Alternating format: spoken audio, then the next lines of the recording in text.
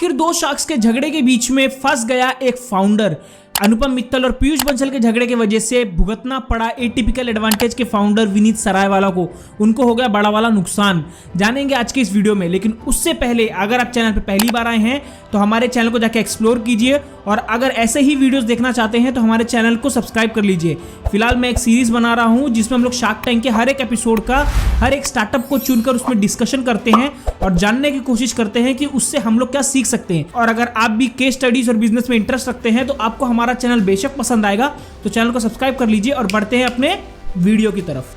तो 11 जनवरी के एपिसोड में सबसे पहला स्टार्टअप जो आया उसका नाम था एटिपिकल एडवांटेज, जिनके फाउंडर थे विनीत सरायवाला, और इनका प्रोडक्ट भी इनके जैसा बहुत ज़्यादा सच्चा और बहुत ही ज़्यादा अच्छा था।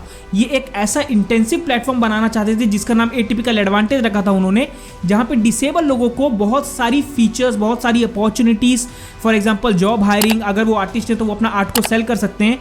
ऐसा एक प्लेटफॉर्म बनाना चाहते थे जहाँ पे उनको सारी सर्विसेज प्रोवाइड हो उनके जॉब अपॉर्चुनिटी से रिलेटेड और उनके टैलेंट से रिलेटेड। अब इनका विजन भी बहुत ही ज़्यादा अच्छा था। ये इतने ज़्यादा सच्चे इंसान थे विनीत सरायवाला कि इन्होंने अपनी पूरी जिंदगी दांव पे लगा दी थी सिर्फ एटिपिकल एडवांटेज के लिए। वो लोगों को सोशल हेल्प करना चाहते थे, ना कि फाइनेंशियल बिजनेस बनाना चाहते थे।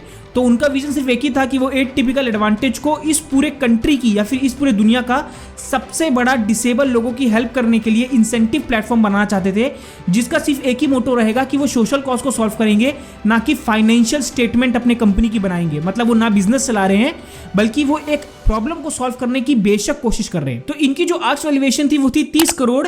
ये 30 लाख रुपए के लिए अपने कंपनी का 1% डाइल्यूट करने आए थे। तो इनको जो फाइनल डील मिली वो है 10 करोड़ की वैल्यूएशन, जहां पे उन्हें 1% डाइल्यूट करना था अपने कंपनी का, उसकी जगह में उन्होंने 3% डाइल्यूट किया। मतलब 30 लाख रुपए के लिए ये अपने कंपनी का 3% दे के आ गए। तो अब समझते हैं कि बेसिकली ये डील थी क्या, सेकंड समझेंगे कि ये डील क्रैक हुई क्यों, और थर्ड समझेंगे इससे हमें क्या क्या सीखने को मिल सकता है। तो सबसे पहला समझते हैं डील थी क्या। डील बहुत ही ज़्यादा सिंपल थी। एटिपिकल एडवांटेज एक ऐसा प्लेटफॉर्म था जहां पे वो डिसेबल लोगों को डिफरेंट सर्विसेज प्रोवाइड करते थे। फिलहाल वो अपने प्लेटफॉर्म पे 3 सर्विसेज प्रोवाइड कर रहे थे। नंबर 1 कि अगर कोई भी डिसेबल आदमी किसी भी स्किल में अच्छा है, फॉर एग्जाम्पल अगर उसको सिंगिंग आती है, डांसिंग आती है, तो कोई भी इंसान उन्हें हमारे प्लेटफॉर्म पे आके, एटिपिकल एडवांटेज के प्लेटफॉर्म पे आके उन्हें अपने शोज के लिए बुक कर सकता है। नंबर 2, अगर कोई भी आर्टिस्ट है जो बहुत अच्छी पेंटिंग बनाता है या फिर बहुत अच्छा कुछ आर्ट बनाता है, तो वो हमारे प्लेटफॉर्म पे उस आर्ट को लिस्ट कर सकता है, हम उसे वो आर्ट को सेल करने में हेल्प करेंगे। और third and most important service जो ये प्रोवाइड करते हैं अपने एटिपिकल प्लेटफॉर्म पे, वो है कि हायरिंग की सर्विसेज प्रोवाइड करते हैं। मतलब कि अगर कोई भी डिसेबल आदमी कोई जॉब लेना चाहता है तो वो इनके प्लेटफॉर्म पे आके अपना CV डाल सकता है और वहां से उनको हायरिंग की अपॉर्चुनिटीज मिल जाएंगी। अगर इनके कंपनी के नंबर्स के बारे में बात की जाए तो इन्होंने 100+ कॉर्पोरेट कंपनीज के साथ काम किया है, प्लस 100+ NGO से इन लोग का टाई अप है। और इनकी कैलकुलेशन के हिसाब से पूरे इंडिया में 7 करोड़ डिसेबल लोग हैं, जिनमें से सिर्फ 0.4% लोगों को ही जॉब मिली है। अभी बहुत बड़ा मार्केट बाकी है जिसे एक्वायर ये कर सकते हैं। अब समझते हैं कि ये डील क्रैक क्यों हुई। सबसे पहला रीजन कि इनका जो प्रॉब्लम सॉल्विंग मोटिव था वो बहुत तगड़ा था। इन्होंने एक प्रॉब्लम को पकड़ा था और वो प्रॉब्लम बहुत बड़ी थी। अगर 7 करोड़ लोग हैं जिसमें सिर्फ 0.4% प्लेस्ड हैं, मतलब कि बहुत बड़ा मार्केट अभी एम्प्टी है और वो उसको अच्छे से टैकल भी कर सकते हैं। सेकंड कि ये लोग सर्विसेज बहुत अच्छी प्रोवाइड कर रहे हैं कि अगर कोई ब्लाइंड आदमी या फिर कोई डेफ आदमी या फिर जो इंसान बोल नहीं सकता, अगर उनको जब आपको जॉब में लगाना है तो आपको बहुत सारी सर्विसेज भी प्रोवाइड करनी होगी, जैसे कि साइन लैंग्वेज, फिर उसको उनके टीम में, उनके कल्चर में इन्वॉल्व करवाने में हेल्प भी करनी पड़ेगी ताकि वो इंसान अच्छे से वहाँ पे काम कर सके। तो इसके लिए सारी सर्विसेज वो प्रोवाइड करते हैं इनका प्लेटफॉर्म।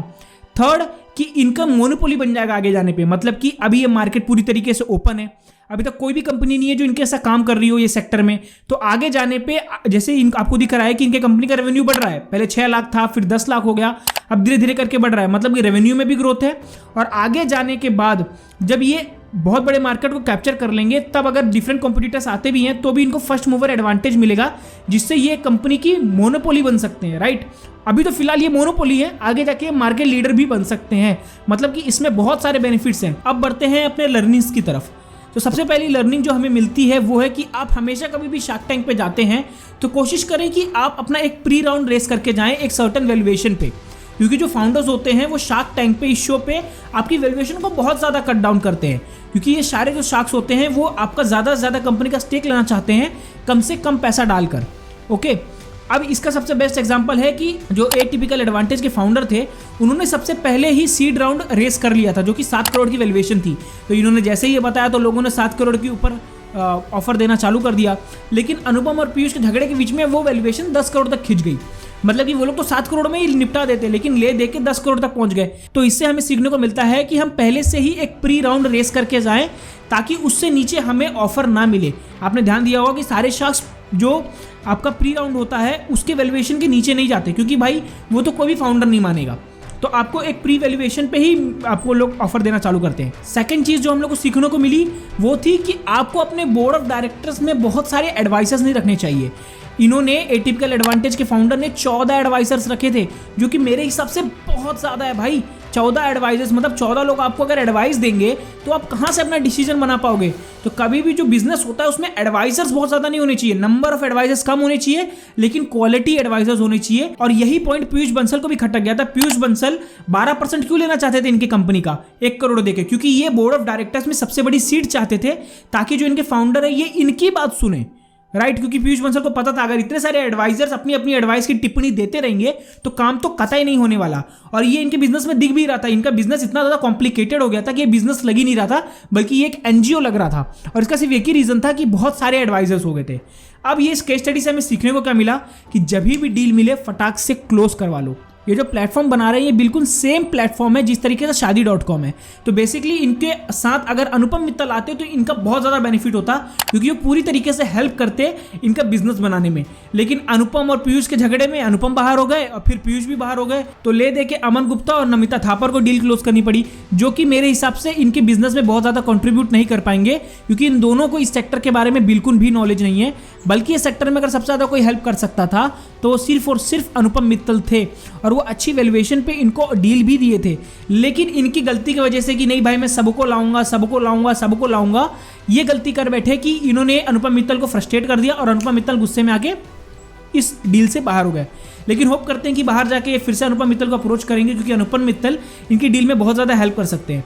तो आज का वीडियो यही एंड करते हैं। अगर आपको वीडियो पसंद आई तो चैनल को सब्सक्राइब कर लो, इस वीडियो को लाइक कर लो, शेयर कर लो, और ऐसे ही वीडियोस के लिए हमारे चैनल पे बने रहो। मिलता हूं आपको नेक्स्ट वीडियो में। बाय बाय, सायो नारा।